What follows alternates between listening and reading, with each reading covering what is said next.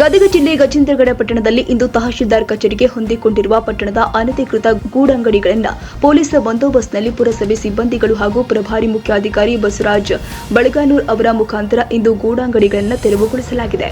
ಇನ್ನು ಬೀದಿ ಬದಿ ವ್ಯಾಪಾರಸ್ಥರು ಹಾಗೂ ಪುರಸಭಾ ಅಧಿಕಾರಿಗಳ ಮಧ್ಯೆ ಕೆಲಕಾಲ ಮಾತಿನ ಚಕಮಕಿ ಕೂಡ ನಡೆದಿದ್ದಾವೆ. ಶ್ರೀಕಾಂತ್ ಅಂಗಡಿ, ಸಿಟಿ ಟಿವಿ, ಗಜೇಂದ್ರಗಡ.